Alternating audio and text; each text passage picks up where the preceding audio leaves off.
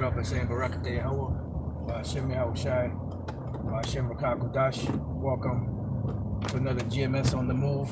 This is going to be a response to the brother, the head of the GMS North Carolina camp in Charlotte,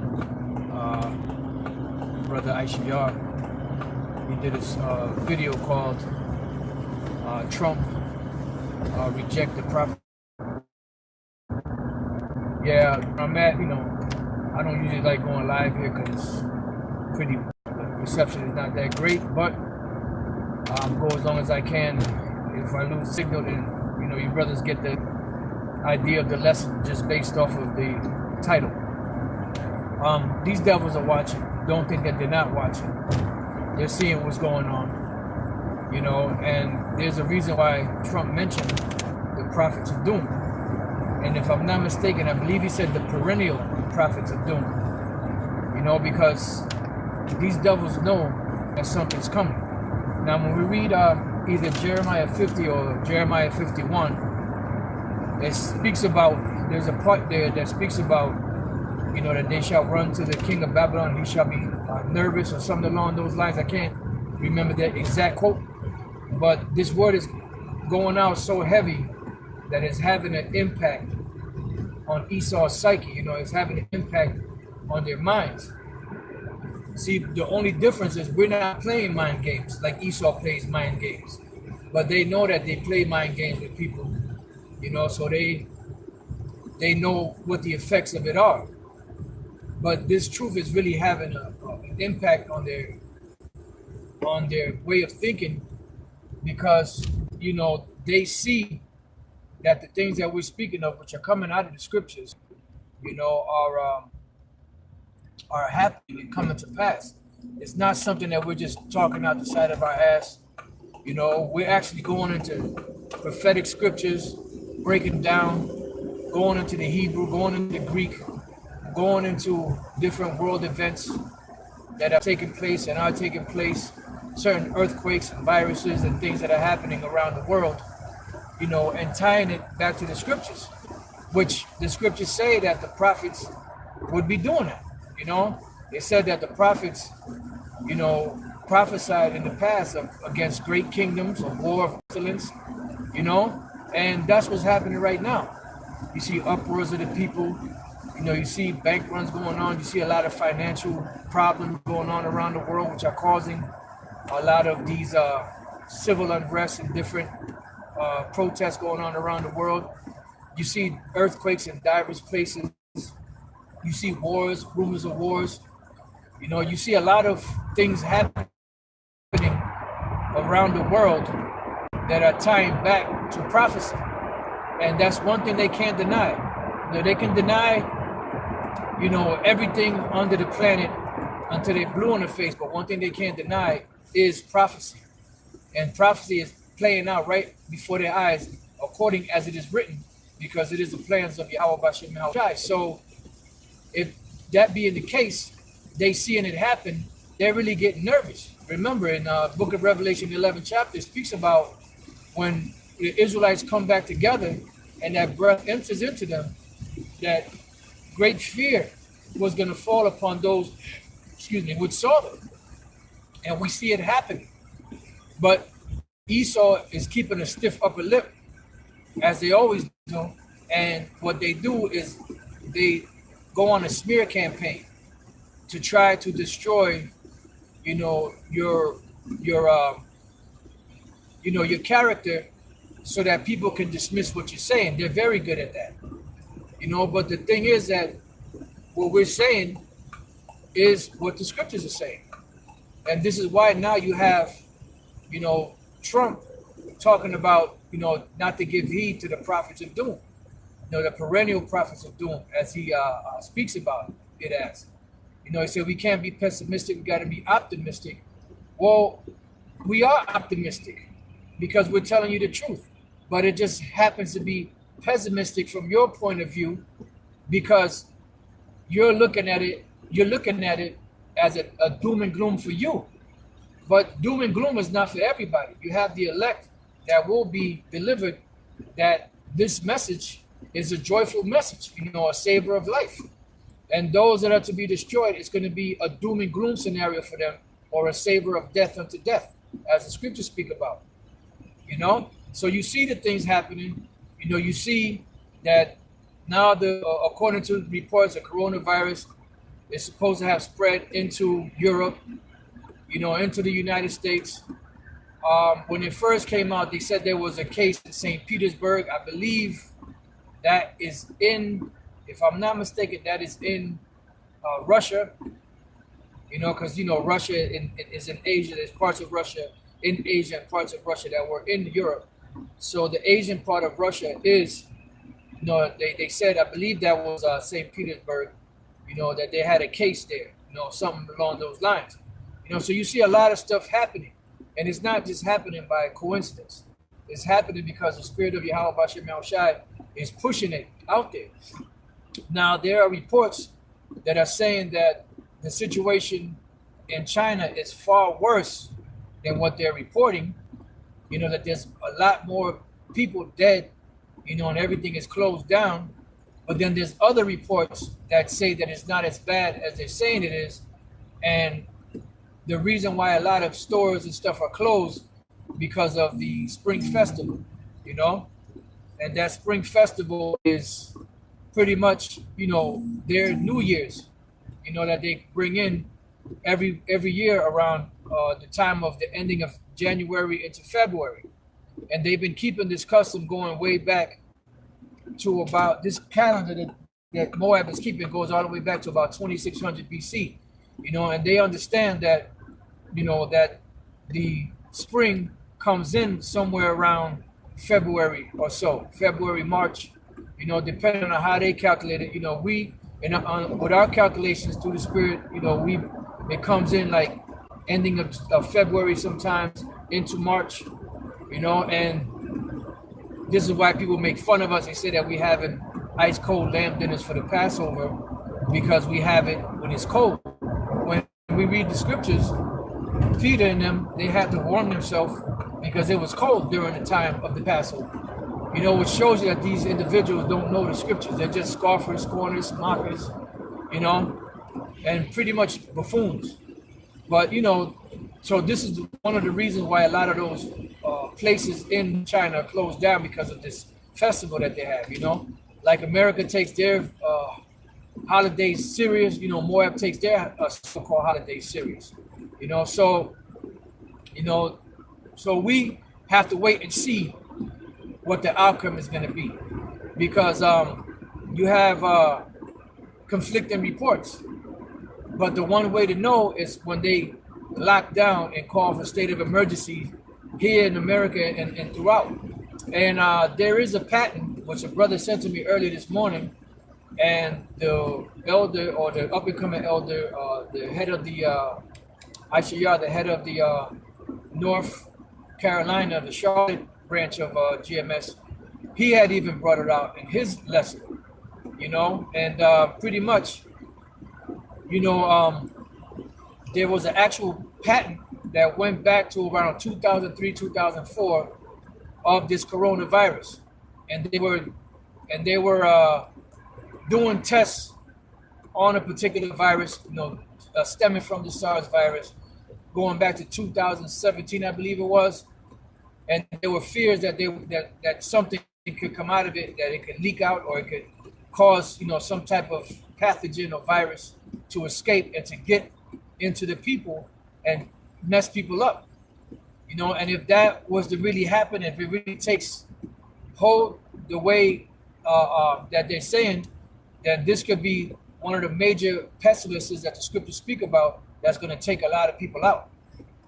Because it's, you got to remember with Esau, what they do is they have all these different viruses in labs of the CDC. They show you that in the movie Contagion, at the end when they were actually putting that last virus that they supposedly contained into that freezer thing. You saw SARS, you saw MERS, Ebola, I think, and some other viruses that they still have. So why, if you eradicate a virus, why would you still keep the virus? Why not get rid of it, period? Why still keep any traces of it? Because they do experiments with these things, and they splice the viruses, and they create vaccines and different things the pharmaceutical companies can get paid off of the people. The doctors can get paid off of the sufferings of the people.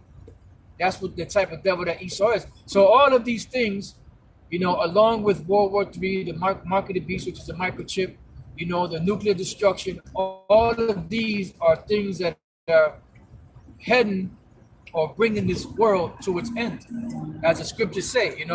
That all these things must come to pass before the end comes, and we read about it all throughout the scriptures and prophecy. So this is why you see the things happening, and now even Trump, because for a long time, remember, we were classified as buffoons and clowns, and so-called black supremacists, which we're not black. We're different shades of brown, from a dark brown to a light brown. We're so-called Negroes, so-called Latinos, so-called Native American Indian, so forth, so on and so forth.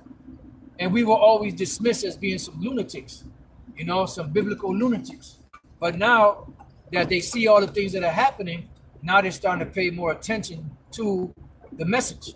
And now they're sending out their smear campaigns and slanders and all of that to try to get the majority of the people's minds that are following it now to get away from it and be returned back into the captivity of this plantation Christianity, which is where Esau liked it. When he had Jake, in subjection underneath their so-called white God and so-called white Jesus, and, having sway and control over the minds, of Jake. Because one thing they don't like is a woke Jake. They don't like Jake to wake up, They like Jake to stay as much asleep as possible, and the deeper in sleep they are, the happier Esau is. And that's why they set up gatekeepers, to, as leaders among all of the different